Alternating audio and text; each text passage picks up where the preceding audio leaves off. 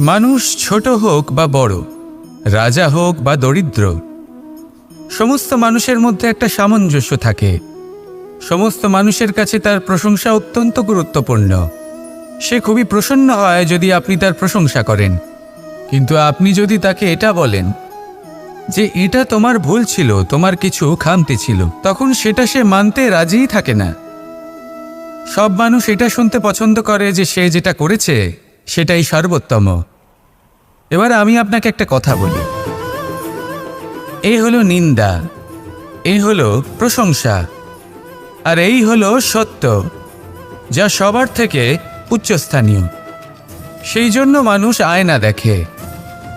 আয়না তাকে তার সৌন্দর্য দেখায় না, তাকে দেখায় যা সত্য, যাতে মানুষ আরও সুন্দর হওয়ার চেষ্টা করতে থাকে। তাই আয়না অত্যন্ত গুরুত্বপূর্ণ সত্যকে জানার জন্য। জীবনে নিন্দুকের মাহাত্ম্য প্রশংসকের মাহাত্ম্যের থেকে অনেক বেশি। কেন?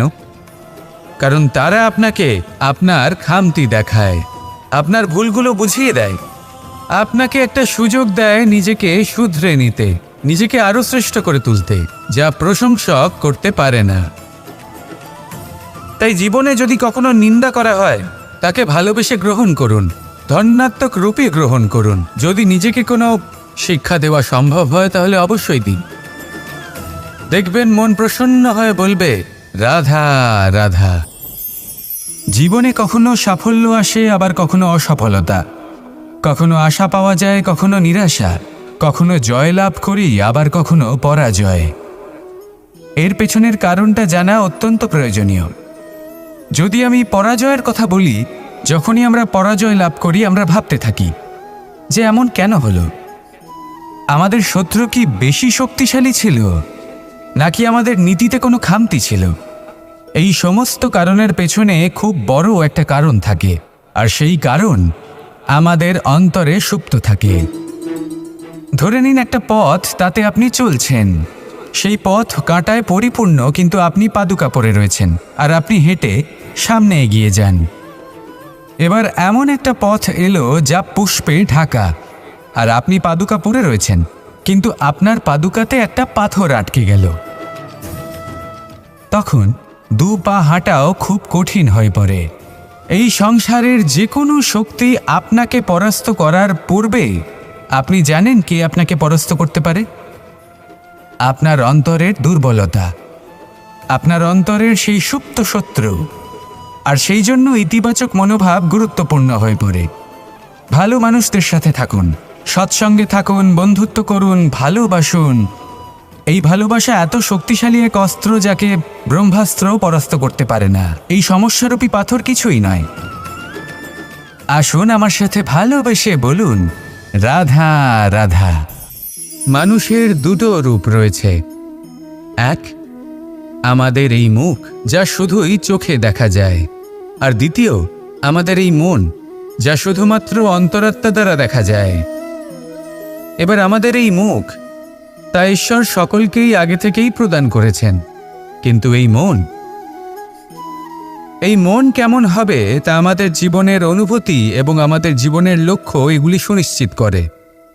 অর্থাৎ নেত্র দিয়ে দেখা যায় আমাদের এই মুখ, তা শুধুই এই কারণে প্রয়োজন যাতে সংসার আমাদের দেখতে পায়, আমাদের চিনতে পারে। কিন্তু যদি এই সংসারে আপনি প্রকৃত অর্থে মান সম্মান লাভ করতে চান, তাহলে নিজের অন্তরাত্মাকে আপনাকে বিকশিত করতেই হবে। দেখুন, কথায় আছে এই যে অসুর, তা শারীরিকভাবে উপস্থিত নয়, তা মনের মধ্যে থাকে। যদি এই মন থেকে অসুরকে বের করে দেওয়া যায়, তাহলে শরীরে তা উপস্থিত থাকবেই না। তাই মনকে শুদ্ধ করুন আর আমার সাথে ভালোবেসে বলুন, রাধা রাধা। মানুষ যখনই একে অপরের সামনে নিজেদের হৃদয়ের ভাবনা প্রকাশ করে, তখন এক অত্যন্ত প্রভাবশালী মাধ্যম তারা ব্যবহার করে, যাকে ভাষা বলা হয়। এবার আমি দেখেছি যে একজন মানুষ অনেকগুলো ভাষাতেই নিপুণ। আমি এটাও দেখেছি যে মানুষ অনেকগুলো ভাষায় কথা বলে, কখনো কখনো অনেক ভাষা মিলিত করে তার প্রয়োগ করে, উচিত প্রকারে তাকে ব্যবহার করে না, না সেটাকে সম্মান করে, আর না ভাষাকে শুদ্ধ রাখে। আর এটা হলো অনুচিত। যদি ভাষাকে শুদ্ধ রাখেন তাহলে ভাষা আপনার চরিত্রকে শুদ্ধ রাখবে, তা আপনার একাগ্রতা বাড়িয়ে তুলবে। এই প্রত্যেক ধ্বনিকে অনুভব করে যদি আপনি শব্দের উচ্চারণ করেন, ভাষাকে প্রয়োগ করেন, তাহলে আপনিও আনন্দ পাবেন, আর যিনি শুনছেন সেই ব্যক্তির কানেও মধুর শব্দ বাজবে। তাই মনে রাখবেন, যে ব্যক্তি ভাষার পবিত্রতাকে সম্মান করে তাকে সংসারও সম্মান করে। ভাষাকে শুদ্ধ এবং পবিত্র রাখুন, তাহলে ভাষা আপনার চরিত্রকেও শুদ্ধ এবং পবিত্র রাখবে। আর এই মন সুপ্রসন্ন হয়ে বলবে, রাধা রাধা। এ হলো রামায়ণের সময়কালের কথা। সেতু নির্মাণ করার কাজ চলছিল। সমস্ত বানর সেনা এই কাজে নিযুক্ত হয়েছিলেন। বড় বড় পাথর তুলে নিয়ে এই বানর সেনা সমুদ্রে ফেলছিলেন। এই কাজ চলছিল। এমন সময় ছোট্ট একটা কাঠবিড়ালি এলো। ছোট ছোট মাটির ডেলা হাতে নিয়ে সাগরের কাছে যাচ্ছিল আর বড় বড় পাথরের পাশে রেখে দিচ্ছিল, যথাসম্ভব সেখানে রেখে আসছিল।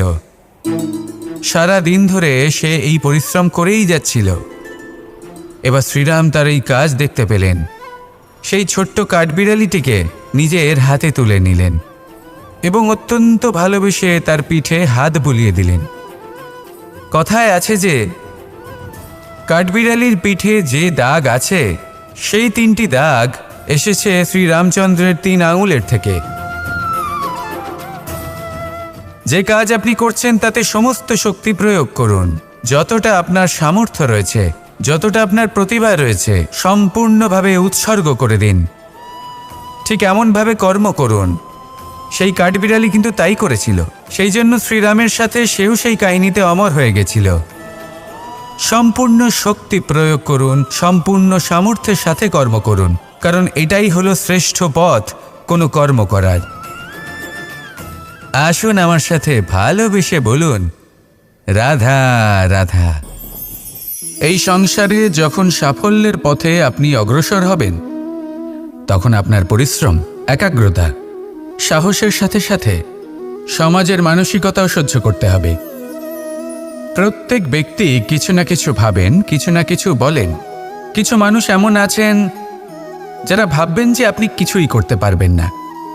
তারা আপনার নিন্দা করবেন, আর এই নিন্দার কথা ভেবেই আমরা ভয়ভীত হয়ে পড়ি। সেই কারণে নিজেদের আশা, নিজেদের বিশ্বাস হারিয়ে ফেলি।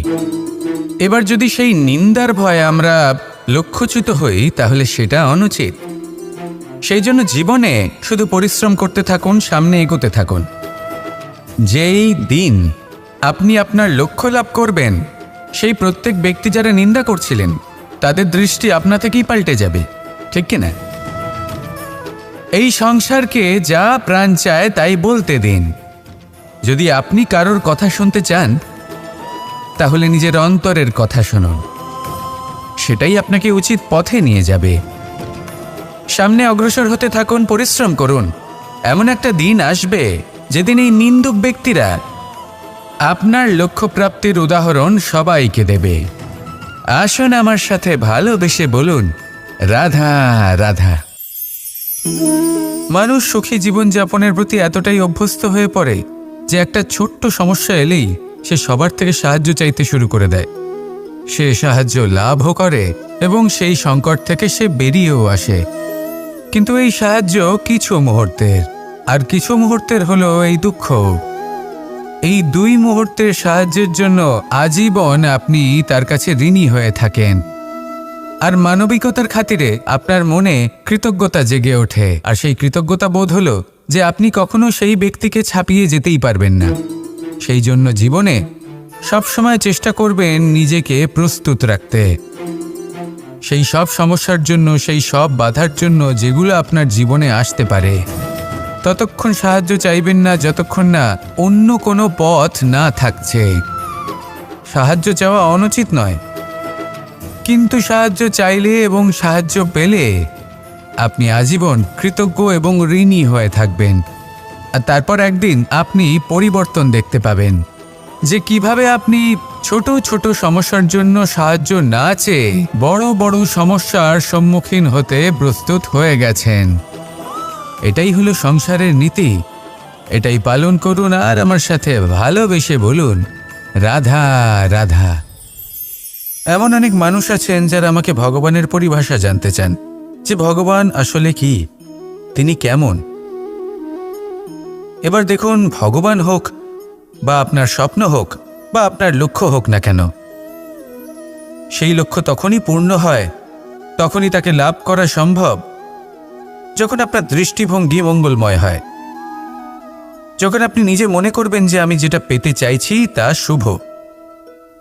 উদাহরণস্বরূপ, কোনো পাখিকে দেখুন, সে গাছের ডালে বসে এবং সেখানেই বিশ্রাম করে, কিন্তু পড়ে না। কেন? কারণ ওর বিশ্বাস যে যে শাখার ওপরে ও বসে আছে সেটাই হলো ওর বাসস্থান।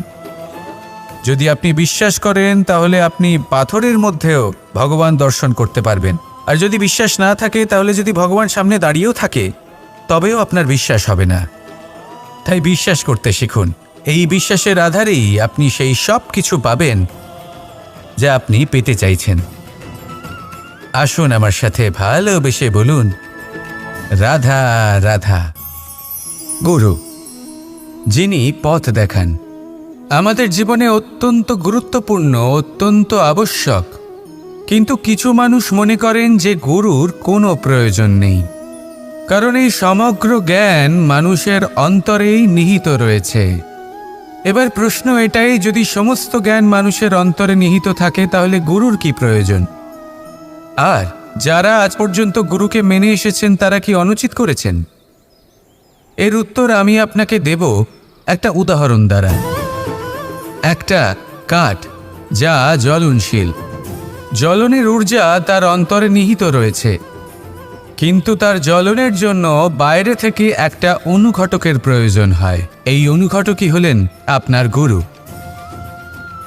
উত্তাপ যা একটা কাঠকে জ্বালাতে পারে, সেই উত্তাপ হলো গুরুর প্রচেষ্টা। যদি সেই গুরুই না থাকে, তার প্রচেষ্টাই না থাকে, তাহলে সেই সমস্ত জ্ঞান যা মানুষের অন্তরে নিহিত তা ব্যর্থ হয়ে যাবে। যদি আপনার সাথে আপনার গুরু থাকেন, আপনার পথ প্রদর্শন করেন, আপনার অন্তরের জ্ঞানকে বাইরে নিয়ে আসতে পারেন, তাহলে তাকে সম্মান করুন আর আমার সাথে ভালোবেসে বলুন, রাধা রাধা। असतो मा सद्गमय, तमसो मा ज्योतिर्गमय, मृत्युर्मा मृतंगमय। জ্ঞান সেটাই যা অসত্য থেকে সত্যের পথে চালিত করে। প্রকাশ সেটাই যা অন্ধকার থেকে আলোর পথে নিয়ে আসে। জীবন সেটাই যা মৃত্যু থেকে অমরত্বের পথে নিয়ে যায়। এবার এই তিনটে, জ্ঞান, জীবন এবং প্রকাশ, একই রকম। শূন্য থেকে এর উৎপত্তি হয় এবং আস্তে আস্তে আপনার জীবনে বিস্তার লাভ করে। এবার আমরা এটাই ভাবি যে কেমন করে এই তিনটিকে আগলে রাখা যায়। এর উত্তর হলো, এদের আগলে রাখার প্রয়োজনই নেই, ভাগ করে দিতে হবে। কোনো বৃক্ষকেই দেখে নিন, একটি বৃক্ষ অনেক বছর ধরে বেঁচে থাকে। কেন? কারণ সে ভাগ করে দিতে জানে। সে নিজের বীজ ছড়িয়ে দেয়, এই ধরিত্রীতে দেয়, সেই বীজ যা অঙ্কুরিত হয়ে এক নতুন বৃক্ষকে জন্ম দেয়। শুধু ছড়িয়ে দিয়ে একটি বৃক্ষ জীবন দান করতে পারে। যদি কোনো ব্যক্তি জ্ঞান ছড়াতে শিখে যান, যদি প্রকাশ, আলোর কিরণ ছড়িয়ে দিতে শিখে যায়, কোনো ব্যক্তি তার জীবনের সুখ ছড়িয়ে দিতে শিখে যান, তাহলে তিনি মৃত্যুর পরও মৃত হন না। এই ভাগ করে দেওয়ার সুখটাই কিছুটা আলাদা। এই সুখ অনুভব করুন আর আমার সাথে ভালোবেসে বলুন, রাধা রাধা। আপনি কখনো কোনো সরোবরের দিকে তাকান, যার জল হলো শান্ত, স্থির। আপনি স্পষ্ট দেখতে পাবেন সেই সরোবরের তলদেশে কি রয়েছে। তাতে সাঁতরে বেড়াচ্ছে সুন্দর মাছ, চকচকে কিছু পাথর, স্বর্ণরূপী বালি, সবই আপনি দেখতে পাবেন। কিন্তু যখনই আপনি একটা ছোট্ট পাথর তুলে সেই জলে ছুঁড়ে ফেলবেন, তখন সেই জল বিচলিত হবে। আর সেই স্পষ্টতা ন্যূনতম হয়ে যাবে, তারপর কিছুই স্পষ্টভাবে দেখা যাবে না। এই ঘটনা মানুষের সাথেও ঘটে। মানুষ যদি বিচলিত হয়ে পড়ে, তখন সে বুঝতে পারে না যে বর্তমানে কি হয়ে চলেছে আর ভবিষ্যতে কি করা উচিত।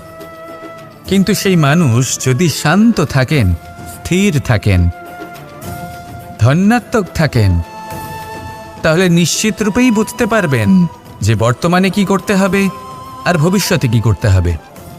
তাই নিজের মধ্যে সেই স্থিরতা আনুন, সেই ধৈর্য ধরুন, নিজেকে শান্ত রাখুন আর সবার মধ্যে ভালোবাসা ছড়িয়ে দিন। এই মন প্রসন্ন হয়ে বলবে, রাধা রাধা। সম্পর্ক এ হলো এক বন্ধন যা আমাদের এক সূত্রে বেঁধে রাখে। কিন্তু এমন কিছু ব্যক্তি থাকেন যারা এই সম্পর্কের বিষয়ে নিজস্ব একটা ধারণা করে ফেলেন যে সম্পর্ক এরকম হওয়া উচিত, সম্পর্ক সেরকম হওয়া উচিত। আমি এই সম্পর্কের জন্য কত কিছু করেছি এই ব্যাখ্যা করতে থাকেন আর তার বদলে অনেক কিছু প্রত্যাশাও করেন। কিন্তু সত্য হলো এটাই যে সব সম্পর্ক একরকমের হয় না, কিন্তু প্রত্যেক সম্পর্কের একটা বিশেষত্ব থাকে। যেমন চোখ আর নাকের এই সম্পর্ককেই দেখুন। চোখের সব থেকে কাছে কে আছে? নাক আছে। কিন্তু এই চোখ দিয়ে এই নাককে আমরা দেখতেই পাই না। তবে কি ধরে নেব এই সম্পর্কের কোনো মূল্য নেই? এমনও নয়। ঠিক এইভাবেই যদি কোনো ব্যক্তি তার আবেগ আপনার কাছে ব্যক্ত করতে না পারেন বা প্রকট করতে না পারেন বা আপনাকে বোঝাতে না পারেন, তাহলে তার মানে এটা নয় যে তার সাথে আপনার সম্পর্কের তিক্ততা রয়েছে। এমনটা কখনোই নয়। শুধু চোখ আর নাকের এই সম্পর্কের মতোই হলো আমাদের জীবনে আমাদের আপনজনের সাথে সম্পর্ক। যদি কারোর ব্যবহার আপনার প্রতি অনুচিত হয় বা যদি কেউ অনুপস্থিত থেকে থাকে বা কেউ যদি আপনাকে বুঝতে না পারেন, তাহলে তার অর্থ এটা নয় যে আপনি সেই সম্পর্ক ভেঙে ফেলবেন। বুঝুন, আপনার জীবনে তার গুরুত্ব কোথায় আর তার জীবনে আপনার। সম্পর্ক গড়ে তুলুন, তাকে পালন করতে শিখুন, একসাথে মিলে চলুন। এই মন সুপ্রসন্ন হয়ে বলবে, রাধা রাধা। এই সমগ্র সংসারের সবথেকে গুরুত্বপূর্ণ ব্যক্তি কে? স্বয়ং আপনি। নিজের জন্য তো বটেই, তাই না? কারণ যখন আপনি জন্মগ্রহণ করেন, নিজের চোখ খোলেন, এই সংসারে আসেন, তখনই তো এই সংসারকে আপনি দেখতে পান, অনুভব করতে পারেন। এখানকার আবেগ, এখানকার মানুষজন তখন থেকেই অনুভব করেন। যদি আপনি না থাকেন, তাহলে এই সংসারের অস্তিত্ব আপনার কাছে শূন্যের সমান, তাই না? আপনি না থাকলে এই সংসারও আপনার কাছে নেই। এবার সবাই বলবেন যে এ তো সত্যি কথা। সেই অনুযায়ী তো আমার স্বার্থপর হওয়া উচিত, অহংকারী হওয়া উচিত, কারণ আমার কাছে আমিই তো সব কিছু। দৃষ্টিভঙ্গি পাল্টে দেখুন। আপনার কাছে সবথেকে বেশি গুরুত্বপূর্ণ ব্যক্তি কে? আপনি নিজেই। সেই মানুষটি কেমন হওয়া উচিত একটু ভেবে দেখুন। সবসময় সকলকে সাহায্য করুন, একসাথে মিলে পরিশ্রম করুন, সাহায্য করুন অন্যদেরকে। এটা অতি আবশ্যক।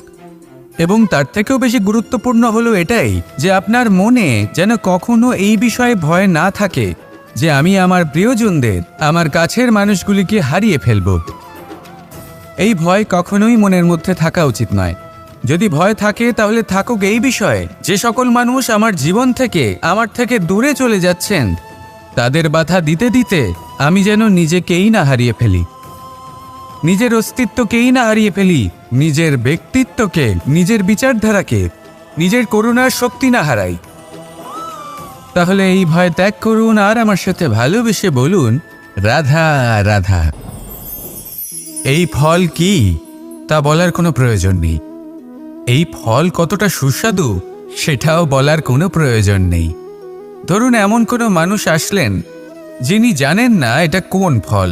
তিনি এটা দেখে ভাববেন এ তো কাঁটার একটা গুচ্ছ মনে হচ্ছে, নিয়ে ফেলে দেবেন। সেখানে দ্বিতীয় কোনো ব্যক্তি যিনি বুঝদার, তিনি দেখবেন, ভাববেন যে প্রকৃতি এর গায়ে এত কাঁটা কেন দিয়েছে? অবশ্যই সুরক্ষার জন্য দিয়েছে, অর্থাৎ ভিতরে অবশ্যই অমূল্য কিছু রয়েছে।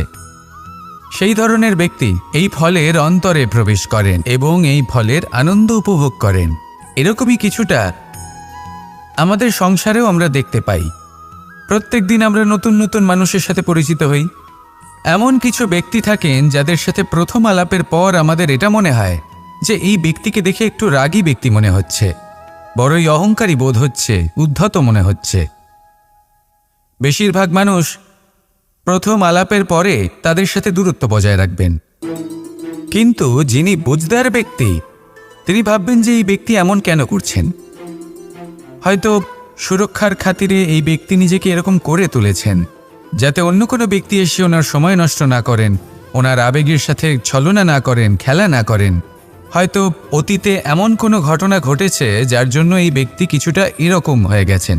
এমনই একজন ব্যক্তি সেই ব্যক্তির মনের গভীর পর্যন্ত পৌঁছতে পারেন আর সেখান থেকে শুভ গুণগুলিকে বাইরে বের করে আনতে পারেন। এরকমই ব্যক্তি হয়ে উঠুন, এমন বুঝদার ব্যক্তি হয়ে উঠুন যিনি সামনের ব্যক্তির খারাপ গুণগুলিকে অবহেলা করে হৃদয়ের অন্তঃস্থল থেকে শুভ গুণগুলিকে প্রকাশিত করে এবং সেই ব্যক্তিকে দেখাতে পারে। এমন ব্যক্তি হয়ে উঠুন যিনি নিজের জীবনকেও সফল করে তোলেন এবং অন্যের জীবনকেও। আসুন আমার সাথে ভালোবেসে বলুন, রাধা রাধা। আমি জীবনে অনেক ভালো মানুষের সংস্পর্শে এসেছি। এমন ব্যক্তি যিনি আজীবন জ্ঞান লাভ করে থাকেন, পড়তেই থাকেন, পড়তেই থাকেন, জ্ঞান অর্জন করতেই থাকেন, অত্যাধিক জ্ঞান অর্জন করতে থাকেন। কিন্তু এইটুকুই কি যথেষ্ট? ধরে নিন কোনো ব্যক্তি শিল্পকলার বিষয়ে অনেক বই পড়ে ফেলেছেন, কিন্তু কখনো শিল্পকর্মই করেননি। তাহলে সেই জ্ঞানের কি লাভ? কোনো লাভ নেই। এবার এটাই আমাদের জীবনে শেখা প্রয়োজন। আমরা জ্ঞান অর্জন করি কিন্তু তা যাপন করি না, তা কর্মজীবনে প্রয়োগ করি না। তাহলে এতে কি লাভ হবে? জ্ঞান আছেই সেই জন্য যাতে আমরা জীবনকে আরও শ্রেষ্ঠ করে তোলার জন্য তাকে প্রয়োগ করি। এই জ্ঞান এবং কর্মের একসাথে পথ চলাটাই আবশ্যক। তবেই এই জ্ঞান অভিজ্ঞতায় পরিণত হবে। আর অভিজ্ঞতা দ্বারা যে জ্ঞান লাভ হয় সেটাই সবথেকে বেশি গুরুত্বপূর্ণ, সেটাই হলো সবথেকে বেশি লাভদায়ক। সেই জন্য শুধু জ্ঞান অর্জন করবেন না, তাকে প্রয়োগ করুন, তাকে কর্মজীবনে প্রয়োগ করুন, জীবনকে আরও শ্রেষ্ঠ করে তুলুন। আর আমার সাথে ভালোবেসে বলুন, রাধা রাধা। এটা হলো একটা সাদা পাতা। এবার এতে আমি যাই লিখব সেটাই এর অস্তিত্ব হবে। এতে আমি প্রেমের কিছু কথা লিখে একে প্রেমপত্র বানিয়ে তুলতে পারি। মাতা পিতার জন্য একটা শুভ সংবাদ লিখতে পারি। শত্রুর বিষয়ে সতর্ক করব বলে সেনাকে একটা সংবাদ লিখতে পারি। দ্বারকাবাসীর জন্য কোনো সংবাদ পাঠাতে পারি। যাই লিখব এই পত্র সেটাই হয়ে উঠবে। সেই রকমই হলো আমাদের জীবন। আমরা যেমন কর্ম আমরা করব, আমাদের অস্তিত্ব এবং ব্যক্তিত্ব ঠিক তেমনই হয়ে উঠবে। যদি আপনি একটা অসাধারণ, উজ্জ্বল এবং সম্মানজনক জীবনযাপন করতে চান, তাহলে তার একটা রহস্য আপনাকে বলি। যেমন কথন হবে, কর্ম তেমন হবে। অর্থাৎ যতটুকু বলেছেন ততটুকুই করুন, আর যতটুকু করেছেন ততটুকুই বলুন। এই একটা নিয়ম যদি আপনারা পালন করেন, তাহলে এই সংসারের সমস্ত পণ্ডিত আপনাকে অবশ্যই সম্মান করবেন। তাহলে এটাই করুন আর আমার সাথে ভালোবেসে বলুন, রাধা রাধা। বিন্দু বিন্দু জলেই সাগর নির্মাণ হয়। এবার এই কথা আমরা সকলে জানি। আপনি কি এই কথাটা জানেন যে ছোট ছোট সুখের দ্বারাই বড় সুখ লাভ করা যায়?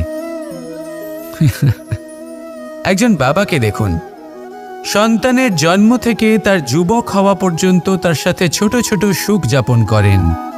এই ছোট ছোট সুখগুলি তাদের প্রেমের সম্পর্কে গভীরতা নিয়ে আসে এবং প্রেমের এই গভীরতা তাদের জীবনে বড় সুখ নিয়ে আসে।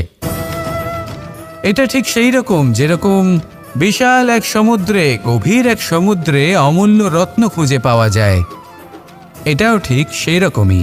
সেই জন্য জীবনে বড় বড় সুখের খোঁজ করতে গিয়ে সময় নষ্ট করবেন না। এই যে ছোট ছোট সুখ আছে, এগুলোকে যাপন করা শুরু করুন। এগুলোর আনন্দ লাভ করুন, এগুলো নিয়ে উৎসব পালন করুন, প্রেমের গভীরতা বুঝুন আর এই গভীর প্রেমে মন নিমজ্জিত করুন। তারপরে দেখুন এই মন আর এই জীবন সুপ্রসন্ন হয়ে বলবে, রাধা রাধা। মানুষের জন্ম কখনো তার ভবিষ্যৎ নির্ধারণ করতে পারে না। হ্যাঁ, ওর জীবনযাত্রা অবশ্যই সুখময় হতে পারে, নির্ভর করে যে ও কোন পরিবারে জন্ম নিচ্ছে, তার পরিবার পরিজন কে হন, তার মাতা পিতা কে হন, তাকে কেমন শিক্ষা দেওয়া হয়েছে, কেমনভাবে পালন করা হচ্ছে। সে কিন্তু কুপাত্রও হতে পারে, আবার সুপাত্রও হতে পারে।